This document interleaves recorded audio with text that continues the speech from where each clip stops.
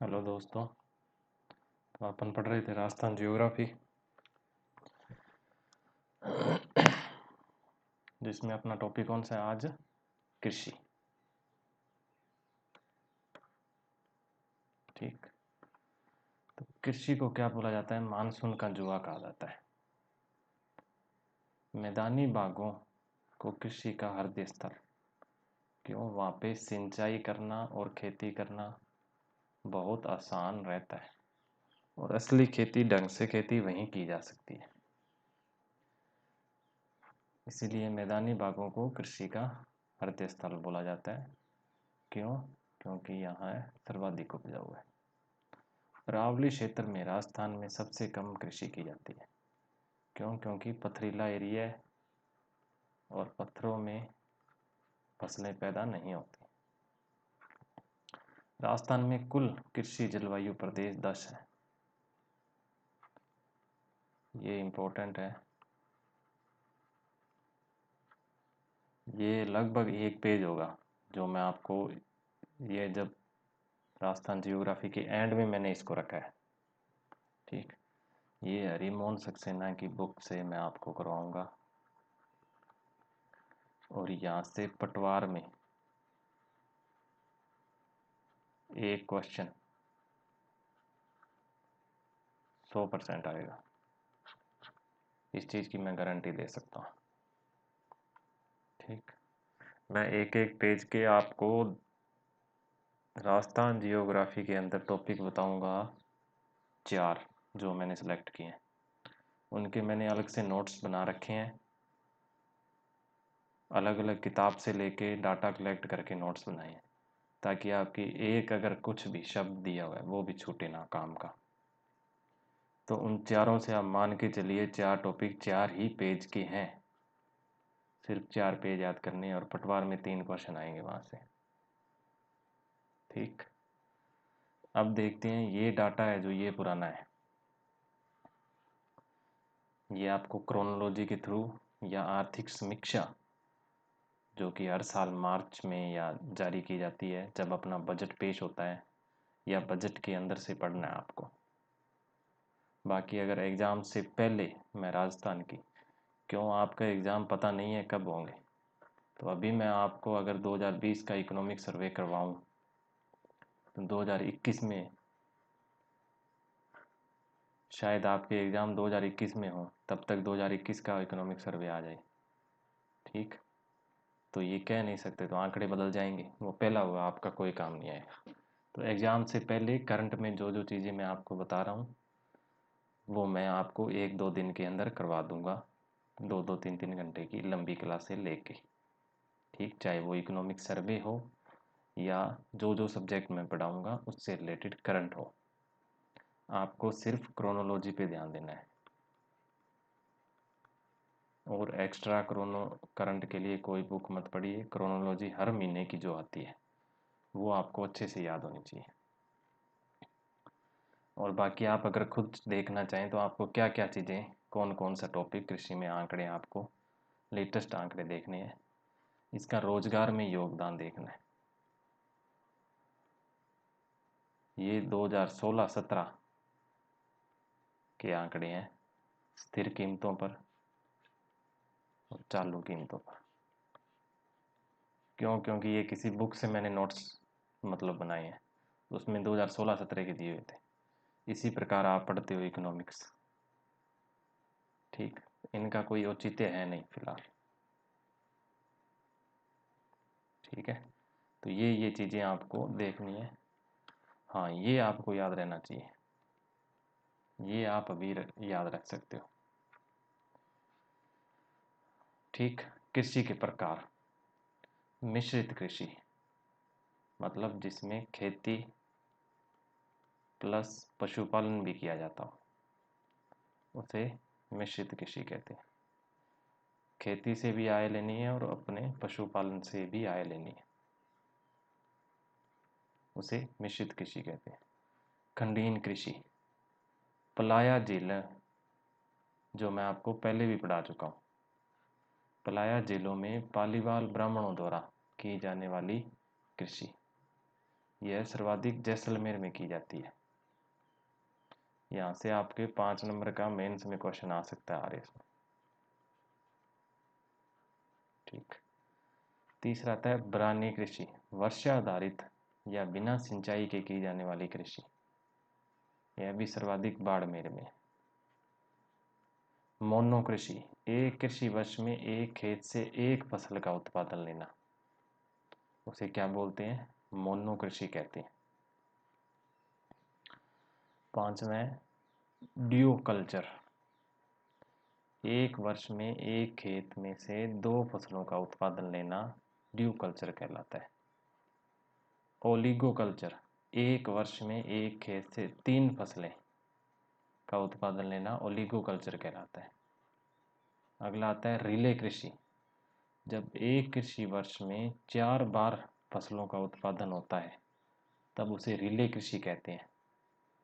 कृषि वर्ष कब से कब तक होता है? 1 जुलाई से 30 जून तक। अगला आता है स्थानांतरित कृषि, वनों को काटकर या जलाकर की जाने वाली कृषि को स्थानांतरित कृषि बोला जाता है। तो टोटल खेती के प्रकार कितने हैं? 8 प्रकार की कृषि होती है। ये प्रकार भी आपसे पूछ सकता है प्री के अंदर कि राजस्थान की जलवायु के अनुसार कितने प्रकार की कृषि की जाती है राजस्थान के अंदर। अब देखते हैं स्थानांतरित कृषि के उपनाम है कुछ।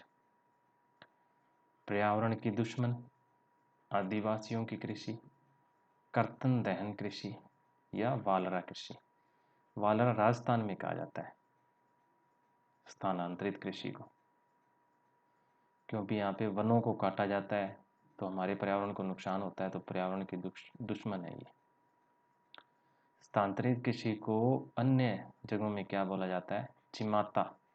स्थानांतरित कृषि को पहाड़ी क्षेत्र में कहा जाता है। दजिया, स्थानांतरित कृषि को मैदानी भागों में कहा जाता है। राजस्थान में वालरा कृषि सर्वाधिक भीलों द्वारा की जाती है। ठीक, तो कृषि में आपको पहली चीज यही पढ़नी है, वो याद रखनी है। लेटेस्ट आंकड़े जो भी होंगे वो आपको इकोनॉमिक सर्वे, जो आपके एग्जाम से जस्ट पहले जो भी लेटेस्ट होगा, नया होगा, उससे देखने हैं, और अदरवाइज आपको करवा दिया जाएगा यहाँ पे।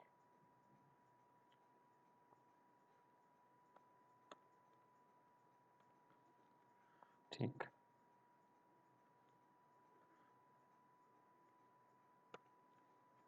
ये चीजें आप देख सकते हैं। अब देखते हैं स्थानांतरित कृषि सर्वाधिक कहाँ की जाती है। भारत के अंदर सर्वाधिक होती है ये पूर्वी भारत में, नागालैंड और असम में। राजस्थान में ये सर्वाधिक होती है उदयपुर के अंदर, दक्षिणी राजस्थान में। अब कृषि के कुछ और प्रकार हैं। अगला समोच्च रेखीय कृषि, पर्वतीय ढालों पर की जाने वाली कृषि समोच्च रेखीय कृषि कहलाती है। शुष्क कृषि, 75 सेंटीमीटर से कम वर्षा वाले क्षेत्रों में की जाने वाली कृषि। पहले मैंने आपको 8 प्रकार बताए थे, वहां पे आप करेक्ट कर लीजिए, 10 प्रकार है। ठीक। 10वीं है ट्रक फार्मिंग, उपनगरों से एक रात में ट्रक के माध्यम से नगरों को जल्दी खराब होने वाली उत्पादन जैसे फल फूल सब्जी दूध उपलब्ध करवाना ट्रक फार्मिंग कहलाता है।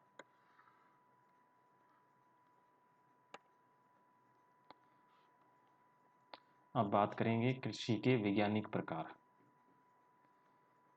पहला है सेरीकल्चर, रेशम कीट पालन को सेरीकल्चर बोला जाता है। ये इंपॉर्टेंट है, आपको याद रखनी है। ये आपसे इधर ये नाम दिए जाएंगे, इधर ये नाम दिए जाएंगे, और मैच करने पे क्वेश्चन आएगा। तो सेरीकल्चर किसे बोला जाता है? रेशम कीट पालन को। एपीकल्चर किसे बोला जाता है? मधुमक्खी कीट पालन, मधुमक्खी पालन को। विटीकल्चर किसे बोला जाता है? अंगूर की कृषि को। वर्मीकल्चर, केंचुए द्वारा उत्पादन।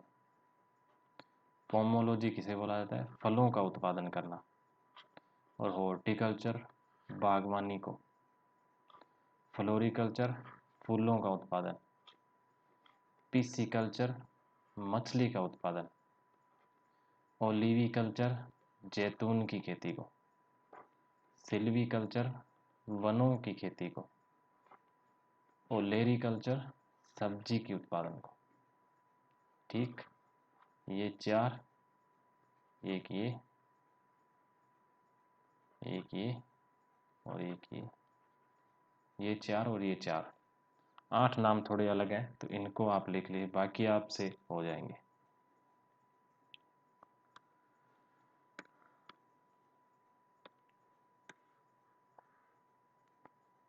अब देखते हैं अपन कृषि फसलों का वर्गीकरण मौसम के आधार पर। दूसरा क्या है, उपयोग के आधार पर। कृषि फसलों का वर्गीकरण अपन सबसे पहले देखेंगे मौसम के आधार पर। तो पहली फसल हुई खरीफ की फसल, इसका दूसरा नाम क्या है, स्यालू। दूसरी है रबी की फसल, इसे बोला जाता है उनालू। एक है जायद की फसल। ठीक, तो इसकी बुआई होती है जून जुलाई से सितंबर अक्टूबर तक, और इसको क्या बोला जाता है, शॉर्ट डे प्लांट बोला जाता है। रबी की फसल को लॉन्ग डे प्लांट बोला जाता है। अक्टूबर नवंबर से मार्च अप्रैल तक की फसल है ये। जायद की फसलों को बोला जाता है मार्च अप्रैल से मई जून तक, जिसमें हरी सब्जियां, खरबूजा, तरबूज ये चीज़ें आती हैं। इन फसलों में आता है खरीफ की फसल मुख्यतः कौन सी है, बाजरा, मोठ, ज्वार, ग्वार, तिल, चावल, मूंग, मूंगफली, कपास, गन्ना, मक्का, चवड़ा, सोयाबीन, सूर्यमुखी, उड़द, अरहर, जूट, अरंडी ये हैं। रबी की फसल में आता है गेहूं, जौ, चना, मटर, मसूर, मेथी, सरसों, अदरक, लहसुन, अलसी, तंबाकू। कृषि फसलों में 65% खरीफ की फसलें रहती हैं और 35% रबी की फसलें बोई जाती हैं। उपयोग के आधार पर कृषि फसलों का वर्गीकरण देखते हैं अपन। तो पहला आता है दलहन या भूमि उर्वर फसलें। तो उसमें कौन सी आएंगी, चना, मूंग, मोठ, उड़द, जिनसे दालें बनाई जाती हैं। अरहर की दाल भूमि की उर्वरता को कम करती हैं। बाकी जितनी भी दलहन फसलें हैं वो भूमि की उर्वरता को बढ़ाती हैं। ठीक, नकदी या व्यापारिक फसलें जो उद्योगों में आवश्यक होती हैं, वे फसलें उद्योगों में कच्चे माल के रूप में प्रयोग होती हैं, उन्हें क्या बोला जाता है, नकदी या व्यापारिक फसलें, जिसमें कपास, मूंगफली, सरसों, ग्वार, गन्ना। अगला है तिलहन फसलें, जिसमें आता है तिल, मूंगफली, सरसों, तारामीरा, सूर्यमुखी, सोयाबीन, अलसी। ठीक, रतन जौ, जेट्रोफा। अगला है रेशेदार फसलें, जिसमें आता है कपास और जूट। अगली है खदान फसलें, जिसमें आती है गेहूं, चावल, बाजरा, मक्का, ज्वार और जौ। राजस्थान की प्रमुख खदान फसल गेहूं नहीं है, बाजरा है। ठीक, ये आपको ध्यान रखनी चाहिए। अब कुछ फसलों को कुछ प्रमुख नाम दिए जाते हैं, वो अपन देखते हैं। कपास को क्या बोला जाता है, बनिया या सफ़ेद सोना। अफीम को क्या बोला जाता है, काला सोना। होहोबा और जोजोबा, इसे क्या बोला जाता है, पीला सोना या गॉड ऑफ डेजर्ट। बांसवा को क्या बोला जाता है, आदिवासियों का हरा सोना। ज्वार को बोला जाता है गरीब की रोटी। इसबगोल को बोला जाता है घोड़ा जीरा, और जूट को बोला जाता है गोल्डन फाइबर। मूंगफली को कहते हैं गरीब की बादाम। ठीक, ये कुछ उत्पादित जिले हैं।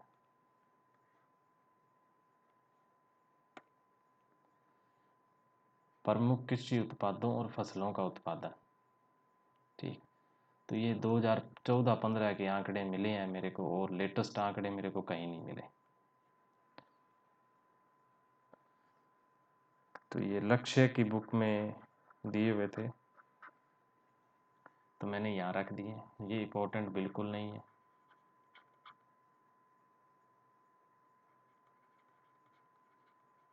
ये आपको नहीं देखने हैं, पर मैंने रख दिए कि कोई बोले ना कि कौन आपने वो नहीं पढ़ाया, ये नहीं कराया, तो इस वजह से। ठीक। कुछ फसलें होती हैं जो हर साल, जैसे कि हर साल पूछा जाए गेहूँ, इस साल सबसे ज़्यादा कौन से राज्य में हुआ? सरसों। गेहूँ से ज़्यादा सरसों इम्पोर्टेंट है। या तिलहन फसलें। क्यों? क्योंकि तिलहन फसलों में राजस्थान सबसे आगे है पूरे भारत में। ठीक। तो तिलहन फसलों में ही अपने को एक दो डिस्ट्रिक्ट याद रखनी है, वो जो करंट में आएगी तब, उसी साल की।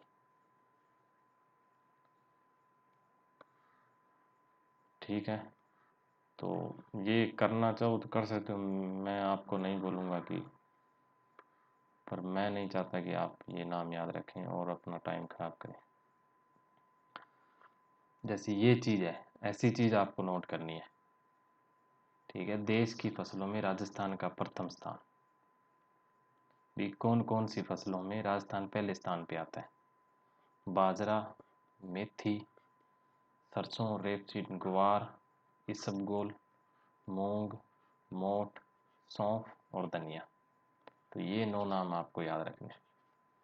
बाकी ऊपर वाला ये कोई औचित्य नहीं है आपको रटने का, ना याद रहेंगे और अपना दिमाग और ख़राब करोगे आप।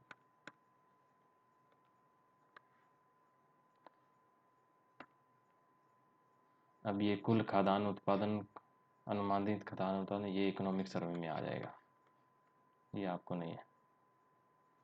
मोटे अनाज में राज्य का स्थान प्रथम है।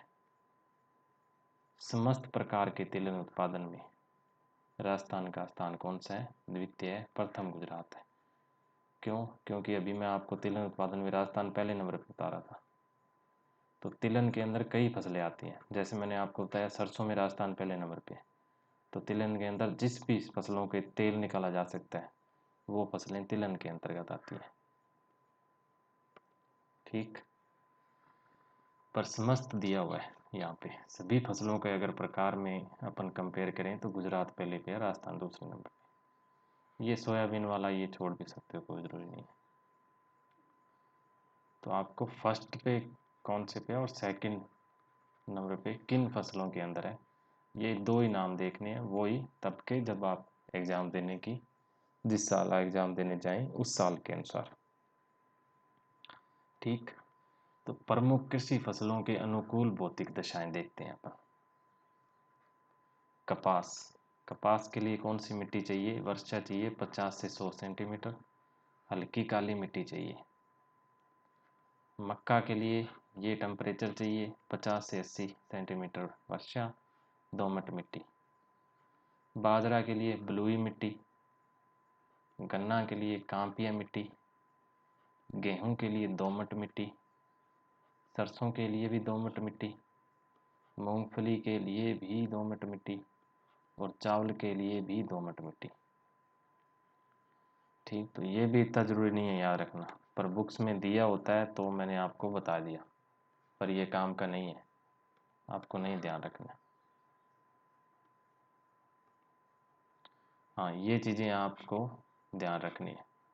कृषि संबंधी व अन्य क्रांतियाँ। तो हरित क्रांति शुरू की गई थी खाद्यान्न फसलों के लिए। श्वेत क्रांति या फ्लड ऑपरेशन शुरू किया गया था दुग्ध उत्पादन के लिए। पीली क्रांति शुरू हुई थी तिलहन उत्पादन से। नीली क्रांति थी मछली उत्पादन से। लाल क्रांति थी मांस और टमाटर उत्पादन से। रजन रजत क्रांति थी अंडों के उत्पादन से। अमृत क्रांति से नदी से और नदी जोड़ो परियोजनाओं से संबंधित थी। कृष्ण क्रांति थी पेट्रोलियम से संबंधित। गोल क्रांति थी आलू उत्पादन से संबंधित। और दूसर क्रांति थी सीमेंट उत्पादन से संबंधित। तो इसमें आपको वही मैच वाला क्वेश्चन आएगा। ठीक, तो ऐसे क्वेश्चन, ये क्रांतियाँ कब शुरू की गई कब नहीं ये ज़रूरी नहीं है, पर क्वेश्चन इनसे अभी भी आते हैं।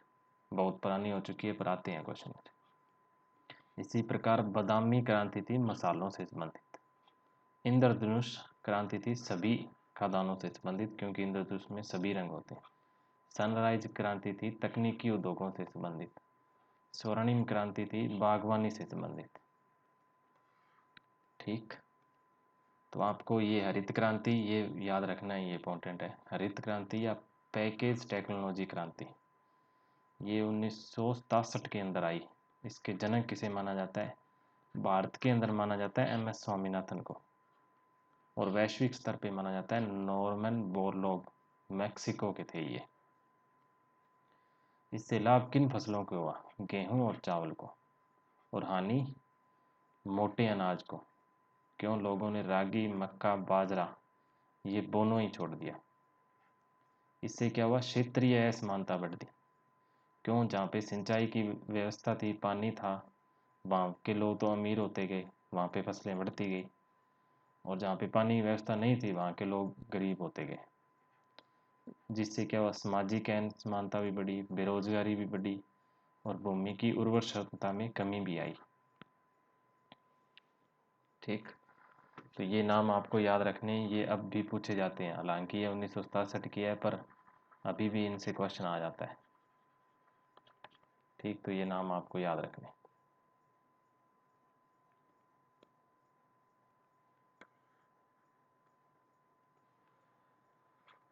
अगली है श्वेत क्रांति। ये 1970 में आई। जनक था वर्गीज कुरियन, जिसे अमूल बॉय भी बोला जाता है। डॉक्टर वर्गीस कुरियन ने गुजरात में ऑपरेशन फ्लड की शुरुआत की थी। दुग्ध क्रांति के कारण भारत का दूध उत्पादन में विश्व में प्रथम स्थान है। दुग्ध उत्पादन में राजस्थान का देश में दूसरा स्थान है। पहला किसका है? उत्तर प्रदेश, और तीसरा गुजरात का। अब देखेंगे अपन कुछ कृषि व वन अनुसंधान केंद्र हैं जिनके आपको मुख्यालय याद रहने चाहिए। RS प्री में इसके चांसेस कम हैं, पर पटवार में ये पूछ सकते हैं। क्यों? क्योंकि आपको इनमें कभी ना कभी ट्रेनिंग के दौरान या पटवार की ट्रेनिंग होती है या और कुछ होता है, तब आपको इनमें विजिट कराया जाता है। और ट्रेनिंग के दौरान जब आपकी क्लासेज होती हैं, क्यों? क्योंकि 6 महीने आपकी क्लासेज होगी और 6 महीने आपकी ट्रेनिंग वैसे होगी। ठीक, पिछली बार की वैकेंसी में ये शेड्यूल था, अब की बार क्या रहता है, नए नियम आते हैं, नहीं कुछ कह नहीं सकते। उम्मीद है आने की, तो उस पर प्लानिंग चल रही है अभी। तो तब आपको क्या है, ट्रेनिंग में इनके बारे में पढ़ाया भी जाता है ताकि आप किसानों को इसके बारे में बता सकें। ठीक, तो ये इनके नाम हैं और ये इनके स्थान है, मुख्यालय हैं, तो आपको जिले याद रहने चाहिए। तबीजी या बीजीय मसालों से संबंधित अनुसंधान केंद्र कहाँ है? अजमेर में है। सरसों अनुसंधान केंद्र कहाँ है? सेवर भरतपुर के अंदर है। बाजरा अनुसंधान केंद्र बाड़मेर में है। ये शायद कांस्टेबल में आया था क्वेश्चन। चावल अनुसंधान केंद्र है बांसवाड़ा में। मक्का अनुसंधान केंद्र भी बांसवाड़ा में। ज्वार अनुसंधान केंद्र वल्लभनगर उदयपुर में। इसबगोल अनुसंधान केंद्र जोधपुर में। इस पे स्टार लगा लो। राज्य कृषि अनुसंधान केंद्र दुर्गापुर जयपुर में। खजूर अनुसंधान केंद्र बिछवाला बीकानेर में। बेर अनुसंधान केंद्र बीकानेर के अंदर। शुष्क बागवानी अनुसंधान केंद्र बीकानेर में। काजरी और आफरी ये दोनों जोधपुर में हैं, जो मैं आपको पहले भी करवा चुका हूँ। ठीक, अब ये लक्ष्य में ये नस्लें और ये जीन्स दिए हुए हैं, पर ये कोई काम के नहीं है, आपको नहीं करनी है, कोई तुक नहीं है इनका। हर बार हर रोज नए बीज आते हैं, नई किस्में आती हैं, किस किस का नाम याद रखोगे? ठीक, पर आपको इन जनरली एक तो नाम, जैसे सरसों है तो अभी पाइनर चल रही है सरसों, ठीक, तो आपको वैसे थोड़ा बहुत हल्का ज्ञान रहना चाहिए, बाकी कोई ज़रूरी नहीं है।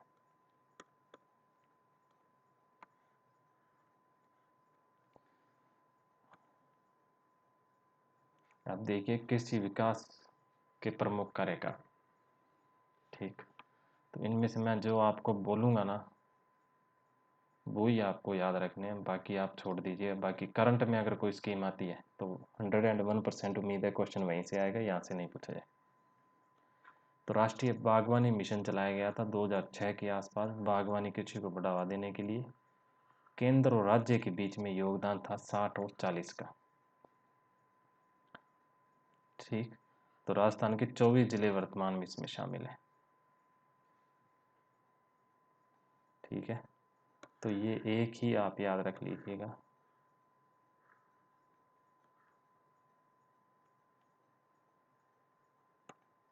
एक थोड़ा बहुत ये आप याद रख सकते हो, फसल बीमा योजना 2016। बाकी अगर राजस्थान का एग्ज़ाम दे रहे हो ना तो उसमें ऐसा क्वेश्चन नहीं आएगा जिसमें, क्यों, एग्ज़ाम थोड़ा पॉलिटिक्स से भी प्रेरित होता है, जिसमें प्रधानमंत्री का नाम आए ऐसा क्वेश्चन नहीं आएगा। नई बीमा योजना है ये, एक राष्ट्र एक योजना थीम पर बनी थी, पर ये थोड़ा आप याद रख लें तो ही बेहतर है, क्योंकि ये थोड़ी इम्पोर्टेंट है। खरीफ फसलों के लिए 2% प्रीमियम और रबी फसलों के लिए 1.5% प्रीमियम। बागवानी व्यवसाय फसलों के लिए 5% प्रीमियम का भुगतान करेगा। अगले 3 वर्षों में इस योजना पर 8800 करोड़ रुपए खर्च करने 50% किसानों को कवर करने का लक्ष्य रखा गया। यह फसल बीमा योजना केसीसी धारक किसानों के लिए अनिवार्य होगी। प्रधानमंत्री फसल बीमा योजना भारतीय कृषि बीमा company AIC agriculture insurance company of India में संचालित की जाएगी। ठीक, तो ये भी ज़्यादा ज़रूरी नहीं है, क्यों करंट में नहीं है ये। अब देखते हैं कुछ कृषि फार्म स्थापित किए गए हैं, उनकी जानकारी अपन देख लेते हैं। कृषि फार्मों की स्थापना, सूरतगढ़ कृषि फार्म, यह श्री गंगानगर में पड़ता है। किसके सहयोग से बनाया गया था? रूस के सहयोग से। राज्य का प्रथम कृषि फार्म है ये। दूसरा है जैतसर कृषि फार्म, श्री गंगानगर में पड़ता है और ये कनाडा के सहयोग से बनाया गया था। और कुछ कृषि विश्वविद्यालय हैं। पहला महाराणा प्रताप कृषि एवं तकनीकी विश्वविद्यालय उदयपुर, स्वामी केशवानंद राजस्थान कृषि विश्वविद्यालय बीकानेर, श्री कर्ण नरेंद्र कृषि विश्वविद्यालय जोबनेर जयपुर, कृषि विश्वविद्यालय मंडोर जोधपुर, कृषि विश्वविद्यालय बोरखेड़ा कोटा। राज्य का सबसे पहला कृषि विश्वविद्यालय स्वामी केशवानंद राजस्थान कृषि विश्वविद्यालय बीकानेर है। राजस्थान की नवीनतम कृषि नीति, तो ये 2013 बहुत पुरानी हो चुकी है, ये जरूरी नहीं है। हाँ, ये याद रखना है क्योंकि ये लास्ट 12वीं पंचवर्षीय योजना में कृषि की लक्ष्य दर क्या रखी गई थी? 3.5%। अब देखते हैं राजस्थान में कुछ कृषि उत्कृष्टता केंद्र हैं जिनके आपको जिले याद रहने चाहिए। जैसे खजूर उत्कृष्टता केंद्र, ये कहाँ है? जैसलमेर में। संतरा उत्कृष्टता केंद्र, ये कोटा में। अमरूद का टोंक में, आम का धौलपुर में। खजूर संतरा कृषि उत्कृष्टता केंद्र इंडो इजराइल सहयोग पर आधारित है। ठीक है, ये चीज़ इम्पोर्टेंट है क्योंकि ये अभी इन्हीं सालों में शुरू हुई है और एग्रीकल्चर में काफ़ी तरह के इससे बदलाव देखने को मिले। एक जब आप करंट में पढ़ें, ये वाला तो पुराना है खैर, तो आपको ध्यान रखना है कि global Rajasthan agri tech meet का आयोजन बार बार किया जाता है। तो ये वाला 2016 वाला आपको याद नहीं रखना है, तो आपको लेटेस्ट अगर अभी 2020-21 में हुआ होगा तो वो याद रखना है।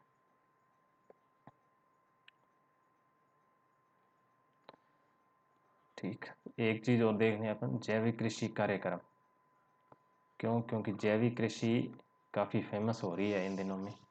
इससे आपसे क्वेश्चन पूछ सकता है कि मुख्य उद्देश्य क्या है इसके। इससे क्या, मृदा की जैविक गुणवत्ता को बनाए रखना। वर्तमान कृषि में उर्वरक, कीटनाशक, रसायनों के अधिक प्रयोग होने से होने वाले दुष्परिणाम से बचना।